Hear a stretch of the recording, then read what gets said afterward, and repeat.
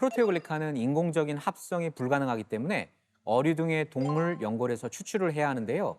이 추출 및 상용화 과정이 굉장히 까다롭습니다. 그런데 최근에 안전한 추출 방법을 발견해서 상용화되기 시작한 겁니다. 그게 바로 열수 추출 공법인데요. 특정 성분의 구조적 손상을 방지하기 위해서 오직 물만을 사용해서 추출하는 이 방법 때문에 프로테오글리칸을 온전한 형태로 추출할 수 있게 된 거죠. 와, 그러면 진짜 세상에는 똑똑한 사람이 정말 많은 것 같습니다. 아니, 그러니까 그게 이제 개발이 됐고 상용화 되니까 그 덕분에 저희가 프로테오글리칸을 챙길 수 있게 된 거네요. 그렇죠. 그런데 한 가지 중요한 게 있습니다. 뭐요? 뭔가? 연골을 튼튼하게 지키려면 프로테오글리칸은 물론 또 다른 핵심 성분인 이형 콜라겐을 함께 섭취해 주는 게 더 도움이 될 수 있어요. 왜냐하면 프로테오글리칸을 꽉 붙잡아서 연골의 형태로 고정해 주는 게 이형 콜라겐이거든요. 그런데 프로테오글리칸은 물론 이형 콜라겐까지 모두 함유하고 있는 게 바로 연어, 코, 연골입니다. 아, 연어에서도 코 연골이요?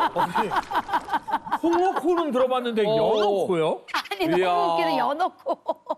홍어코가 그렇게 맛있거든요. 그래요? 같이 삭혀놔도 코는 더 화해요. 어머, 그래요? 아유, 네, 톡 쏩니다. 고수만 먹을 수 있는 게 홍어코 아닙니까? 그렇죠. 아니 근데 왜 이 하필이면 그 많은 생선 중에 홍어코도 맛있대는데 근데 왜 하필 연어코예요? 연어코 처음 들어봐. 왜 그러냐면 이제 연어는 태어나자마자 자신의 고향을 떠났다가 왜 그런 성질이 있죠? 산란기가 되면 자기가 태어났던 장소로 다시 돌아옵니다. 이때 길잡이 역할을 해주는 것이 바로 연어의 코인데요. 한 가지 재밌는 사실이 곰이 좋아하는 먹이 중 하나가 연어거든요. 연어요, 맞아요. 그래서 곰은 동면 준비를 앞두고 약 700마리의 연어를 잡아먹는데 이때 연어를 다 먹는 게 아니라 연어의 몸통은 버리고 주로 머리와 코를 골라 먹는다고. 맞아요. 다큐멘터리 봤더니 그래요? 확 뛰는 거를 확 잡아갖고요.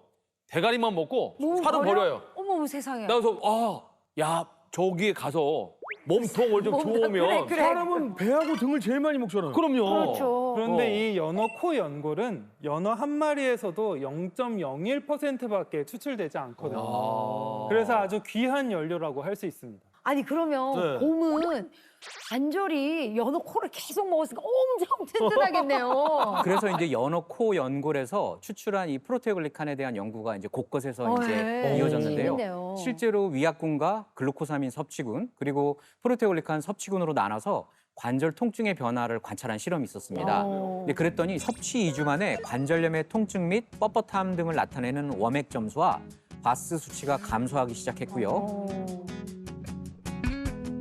섭취 6주 후부터는 글루코사민 섭취군보다 프로테오글리칸 섭취군에서 바스 수치가 더 크게 감소하는 것을 확인했다고 합니다.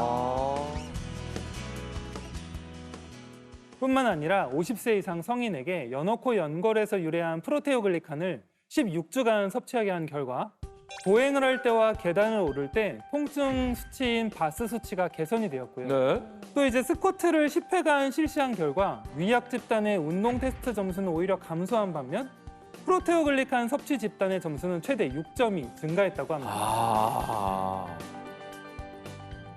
야, 나이 드신 분들이 계단을 오르내리거나 스쿼트 하는 거 보통 어려운 게 아닌데. 그럼요. 아니, 그런데 그게 개선됐다고 하니까 신기하네요.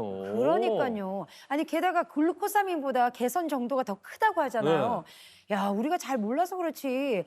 프로테오글리칸이 숨은 보석 같은 존재네요. 보석을 우리가 알았네요, 이번에. 야. 네.